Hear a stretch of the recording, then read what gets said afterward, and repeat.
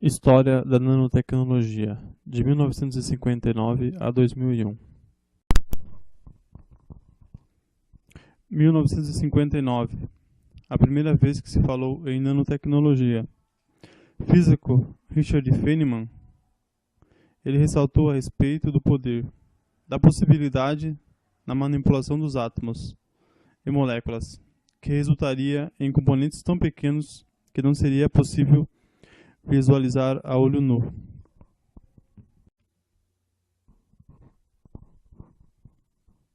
1960.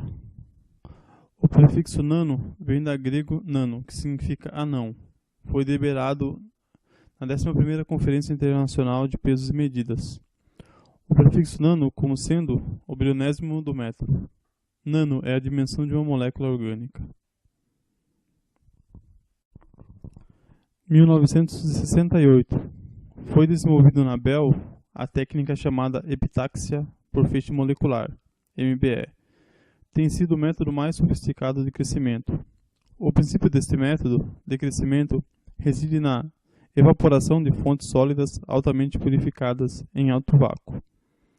10 menos 10 torrents, sem crescimento, e com 10.8 a 10.6 torrents durante o crescimento, produzindo feixes moleculares direcionados sobre a superfície aquecida no substrato.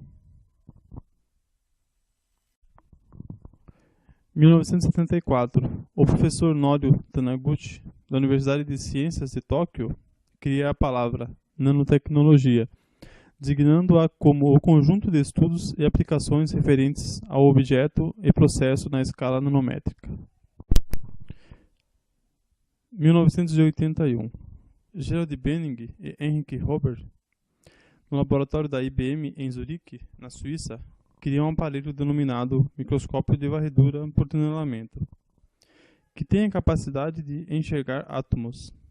Esse microscópio é caracterizado uma minúscula ponta feita de material condutor que percorre ou varre toda a superfície a ser analisada. Aplica uma tensão elétrica com a ponta distante da amostra, apenas alguns nanos, desenhando através da variação elétrica a superfície. Pode mostrar imagens de átomos individuais. Deu a Gianni Benning e Henrik Robert o Prêmio Nobel de Física em 1986. 1985. Robert, Harold e Richard recebem um Prêmio Nobel de Química em 1996 pela descoberta do fluoreno, que medem 1 nanômetro de diâmetro. 1986. Eric Drexler, primeiro cientista a doutorar-se em nanotecnologia. Ele popularizou o conceito da nanotecnologia através de seu livro Engineers of Creation. Esse livro pressupõe a construção de átomo a átomo. Drexler presume a construção de um assemblador molecular, que seria uma forma minúscula de manipulação de átomos, que primeiro manipularia átomos de forma a construir uma máquina idêntica a si própria. 1986, Gerald Benning inventou uma ponta de microscópio capaz de enxergar qualquer coisa. Uma pequena ponta que contorna o átomo com uma pequena pressão, conhecida como microscópio de força atômica. Conforme o pedaço de diamante se move quando encontra saliência, move-se também a ponta, gerando assim uma imagem como o microscópio de tunelamento. 1987. Jean publica Supramolecular Chemical, que trata o escopo da perspectiva molecular, supermoléculas e moléculas devices. 1989. Físico Donald M. Eiger, da IBM, na Califórnia, escreveu IBM utilizando 35 átomos de xenônio, mostrando que a estrutura poderia ser construída átomos por átomos ou moléculas por moléculas. 1991. O professor Sumio Lijama, da NEC, em Tsukaba, no Japão, descobre os nanotubos de carbono. 1993. Warren Robinett, da Universidade de Carolina do Norte, e R. Stanley Williams, da Universidade de Califórnia, Los Angeles, criam o sistema de realidade virtual conectado ao microscópio de tunelamento, que permite ao usuário ver e tocar átomos, chamado de nanomanipulador. 1998. O grupo de pesquisador C.S. Decker, Universidade de Tecnologia, cria um transistor a partir de um nanotubo de carbono. 1999. James e Mark demonstram que moléculas individuais podem funcionar como chaves moleculares.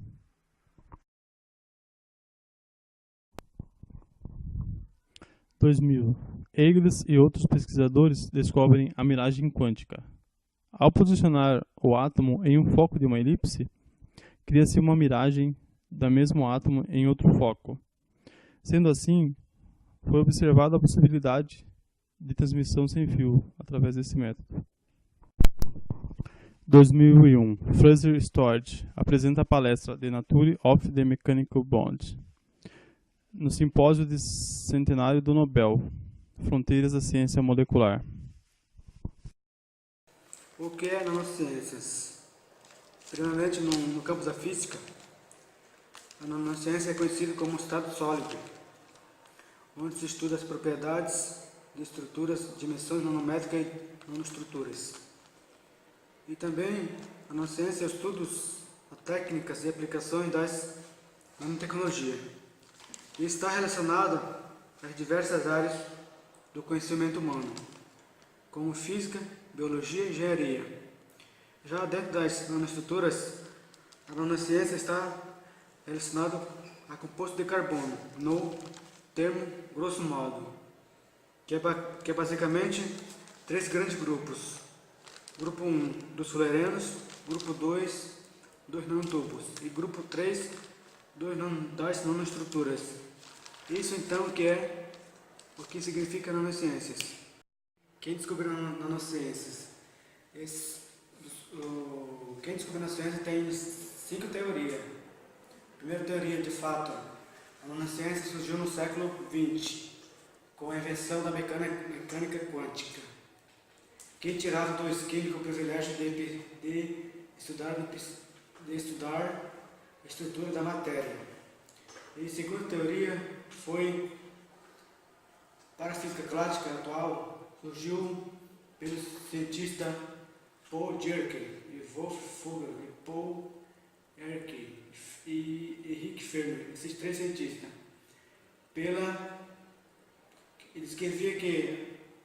Eles descreviam as propriedades eletrônicas dos metais. E terceira teoria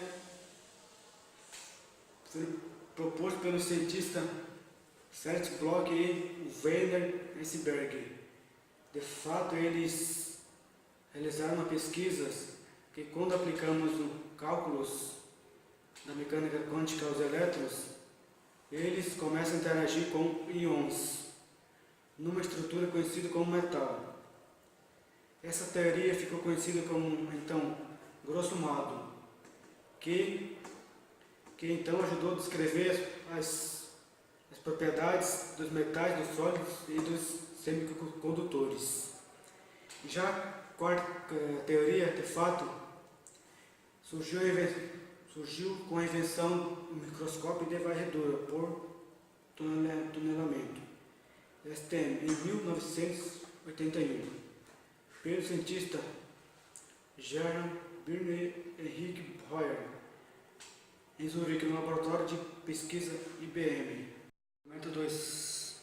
Quem descobriu a nanociência, então? Foi proposto, então, 4 teorias. A primeira teoria foi a mecânica quântica, a segunda foi o microscópio de varredura por tunelamento, e a quarta teoria foi o Buckminster Fullerene, que é conhecido como o descobrimento da nanociência. A nanociência foi descoberta dia 12 de setembro de 1985, com a invenção do Buckminster Fullerene.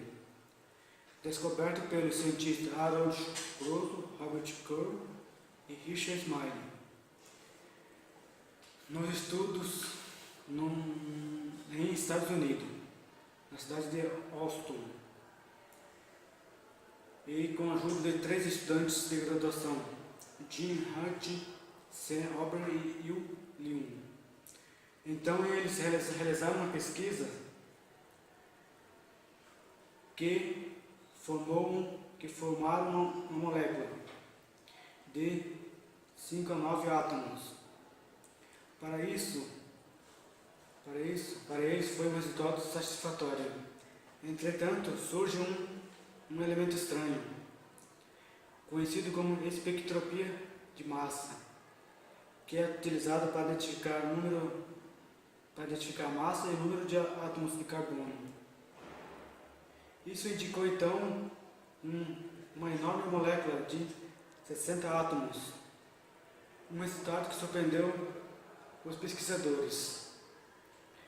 As moléculas formavam-se espontaneamente e não se sabia como se dava isso, mas nem pelos motivos que surgiu as novas estruturas da nova molécula.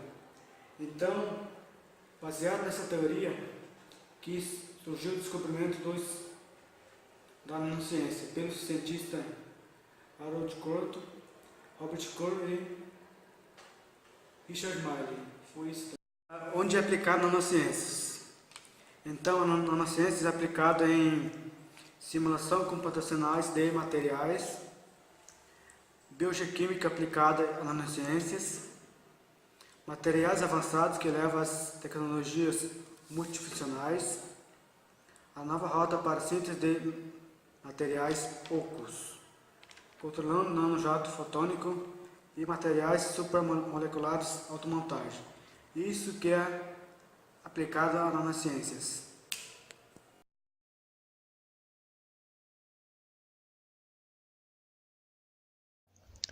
Quando ouvimos a palavra nano, ligamos automaticamente a nanotecnologia e a nanociência.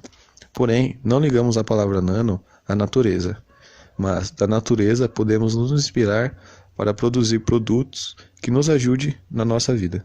Bom, a primeira inspiração é a folha de lótus, que é pouco conhecida por sua principal característica, a superhidrofobicidade, ou seja, a água não penetra na folha, e sim escorre, e assim retira toda e qualquer sujeira que há na folha.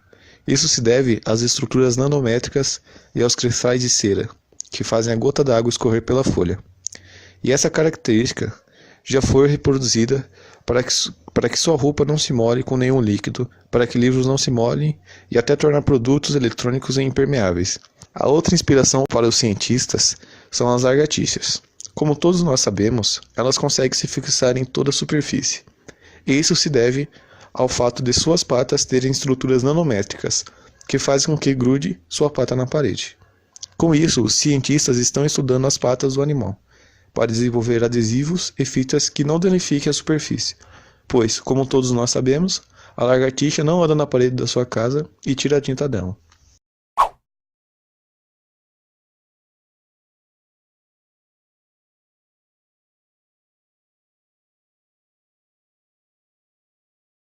Esse animal ainda não inspirou os cientistas para desenvolver algum produto, porém suas asas são muito interessantes, pois parecem telhas iguais às das residências. E dependendo de como essas lajes estão dispostas na asa da borboleta, tem-se uma cor diferente. O cérebro dos eletrônicos que mais usamos no nosso dia a dia, nos nossos celulares e computadores. Apesar da grande importância nas nossas vidas, quase ninguém sabe como essa pecinha funciona. Para começarmos, precisamos entender que o funcionamento de um processador é muitíssimo complexo, e esse vídeo tenta resumir ao máximo seu funcionamento. Bom, a CPU, como é chamado o processador, é composta por 3 partes. Uma unidade aritmética e lógica, chamada de ULA, que é a unidade central do processador, que é responsável por interpretar as operações lógicas e aritméticas entre 2 números. Uma unidade de controle, chamada de UC, responsável por armazenar a posição de memória que contém a instrução que o computador está executando nesse momento. Bom, a explicação científica é que a unidade central irá informar a ULA qual operação e informação da memória ela deverá executar, buscando para isso a informação necessária. Depois transfere o resultado de volta para o local apropriado da memória e o ciclo se repete para todas as ações pedidas por nós. Tá, essa foi a explicação científica. Agora explicarei como funciona na prática. Antes de partir para a explicação prática, precisamos entender que a CPU entende somente dois números, o 0 e 1, famoso sistema binário. Por exemplo, a letra A tem um valor binário de 010000001. Porém, para nossa sorte, não precisamos escrever todos esses números apenas para digitar a letra A. Imagine digitar um texto e escrever todos esses números para escrever um texto. Outra noção que precisamos ter é de um transitor. No transitor há três perninhas, um para o coletor, outro para a base e outro para o emissor. Se a base for carregada, tem-se um valor de 1, o que permite que a corrente flua para o coletor. Caso a base não seja carregada, tem um valor de 0 e a corrente faz o caminho inverso. Em resumo, a CPU trabalha com o comando de ligado e desligado.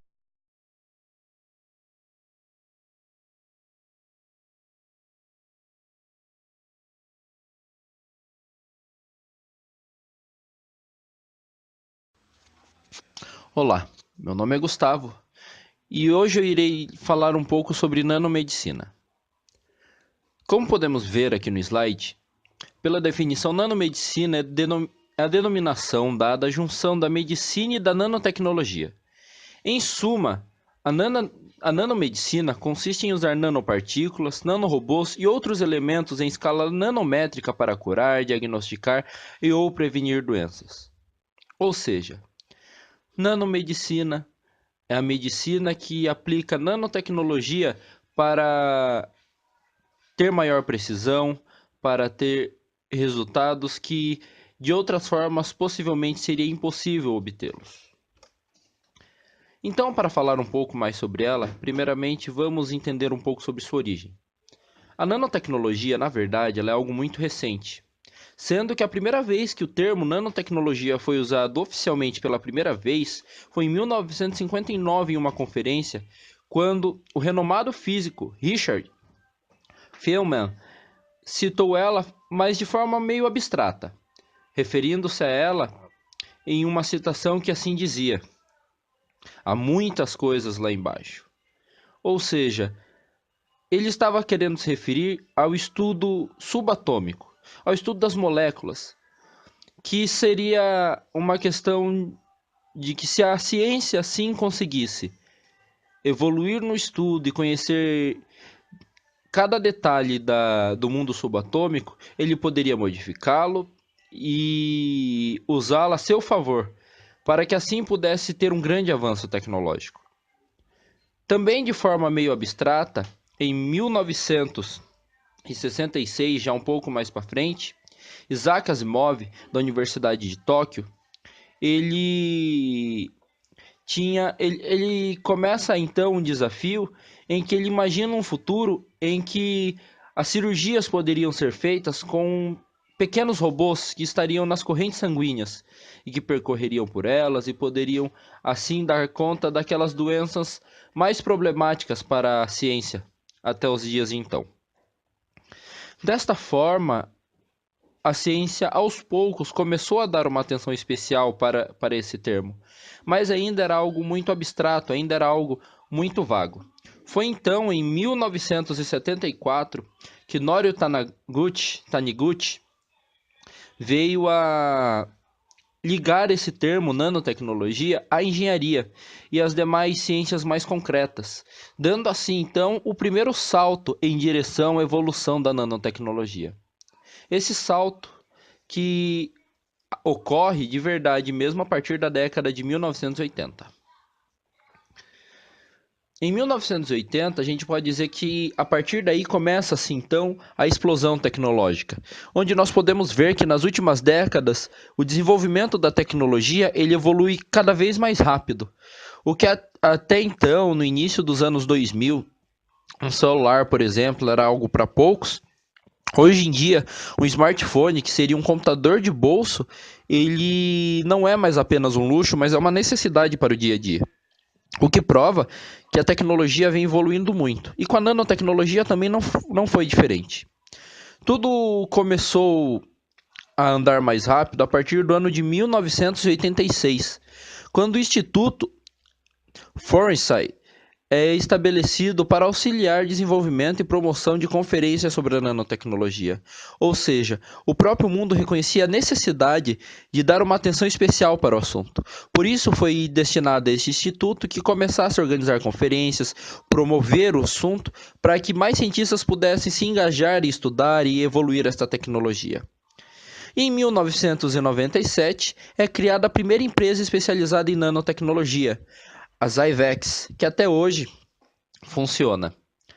É importante destacar que esse processo de desenvolvimento ele não acabou ainda, pois nós ainda estamos nesse processo. A nanotecnologia não é uma ciência totalmente desenvolvida pelo homem, mas ela ainda está engatinhando. Porém, é legal a gente citar que hoje em dia os cientistas eles não trabalham com previsões de alcance e de sucesso na nanotecnologia de 50 anos para cima. Não, muito pelo contrário. Por mais que ela ainda esteja comparada ao seu potencial engatinhando, a maioria dos estudos feitos até hoje, com o avanço tecnológico da forma como ele está acontecendo, eles têm a média de previsão entre 10 e 20 anos a partir da nossa atualidade. O que é muito animador, pois possivelmente pessoas da nossa própria geração poderão estar desfrutando dessa tecnologia. Agora falando um pouco sobre as aplicações, vamos falar então nas 3 camadas de aplicações na medicina. Sobre o diagnóstico, sobre a cura e sobre a prevenção de doenças. Primeiramente falando agora sobre diagnóstico, vamos citar aqui de modo especial um exemplo, que seria sobre a doença do cancro. A doença do cancro é uma doença muito temida pelos médicos, pois ela é uma doença silenciosa. É um pequeno câncer que vai espalhando vários tumores pelo corpo humano, fazendo com que assim a pessoa comece a sentir os sintomas da doença quando pode ser tarde demais e todo o seu organismo, tecidos orgânicos já tenham sido contaminados. Normalmente, o diagnóstico dessa doença ele é feito de maneira muito complexa, onde o próprio paciente precisa notar que está tendo alguma coisa de errado, e o médico também tem que pedir uma série de exames, e normalmente nunca é preciso e é possível que, quando em pequena escala, a doença não seja localizada. Porém, na nanotecnologia já existe um método em que se usa nanopartículas de ouro. Isso mesmo. Como funciona isso?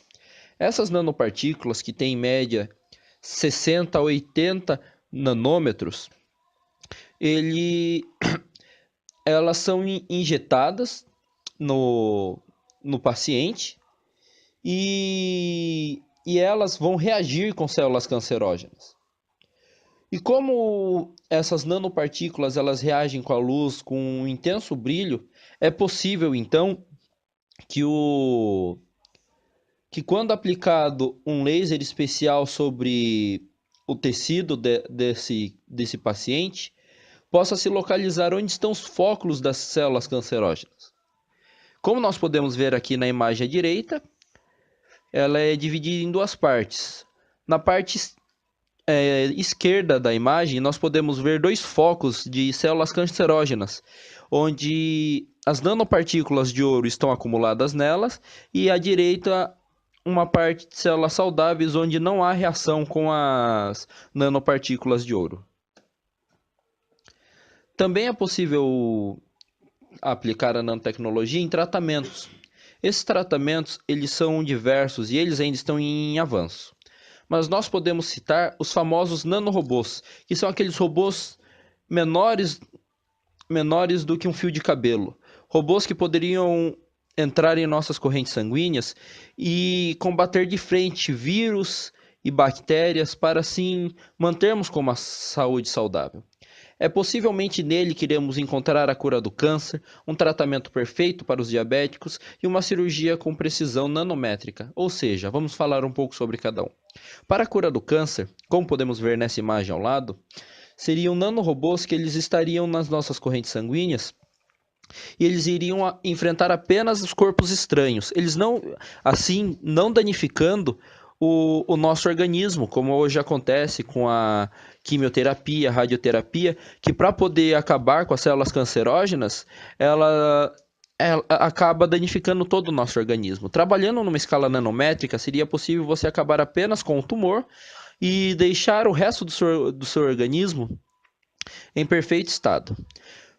Para a questão dos diabéticos, existem estudos em que nanorobôs estariam junto com sensores, em que o próprio robozinho estaria medindo o nível de insulina e o nível de glicose no sangue da pessoa, para que assim pudesse fazer o próprio controle, não precisando tanta preocupação do diabético em ficar inseguro para comer um doce ou então inseguro para sair de casa se ter alguma crise por falta de insulina. E quanto à questão da precisão nanométrica, isso já é algo que em alguns lugares já está em teste, onde os nanorobôs eles têm a capacidade de ser controlados todos remotamente, onde o doutor, o médico, ele pode fazer toda a cirurgia através de um controle remoto, dando assim maior precisão e segurança, sem maiores cicatrizes, sem nenhum tipo de consequência mais grave, como são as cirurgias de hoje em dia. Falando agora de uma questão de prevenção, já entra naquilo que nós já citamos, pois a partir do momento em que se é possível ter um diagnóstico prévio, você acaba previndo uma doença. Como nós citamos na situação do cancro, muitas vezes o cancro ele evolui justamente porque o diagnóstico é tardio. Porém, com a nanotecnologia aplicada na medicina, seria possível encontrar as primeiras evidências da doença, assim como também na diabetes, no colesterol alto, de forma em que essa tecnologia ela poderia prevenir muitas doenças de terem altas complicações. Sem falar que é também estudado com que não apenas as pessoas com suspeita de doença possam ter acesso a essa tecnologia, mas que em um futuro não tão longe, todas as pessoas possam ter um pouco de nanotecnologia injetados em si, para que assim possam ter um acompanhamento preciso, para que cada paciente ele possa ter em seu organismo algo que acuse caso algo dê errado, podendo assim já neutralizar esse próprio sistema, podendo neutralizar uma complicação antes mesmo que ela se amplie e vire algo sério. E agora aqui, para nós podermos concluir sobre a nanomedicina, nós podemos dizer que ela só realmente foi possível devido à multidisciplinariedade da ciência, pois ela envolve diversas áreas, entre biólogos, médicos, engenheiros, pessoal profissional da informática, e todos esses casos, eles trabalham juntos. E por isso é possível que ela evolua tanto como ela tem evoluído. Como já dissemos, nós temos uma previsão de que o homem possa ver de forma nítida o retorno do investimento em nanotecnologia nos próximos 20 anos. Mas sabemos que ela não irá parar por aí, pois é um novo mundo. Como pessoas que estudam a física quântica devem saber muito bem, a nanotecnologia ela entra em um universo totalmente diferente desse que nós conhecemos. Desta forma, seria possível reorganizar aquilo que prejudica o nosso organismo e trazer cura para problemas que até hoje são um mistério para a ciência.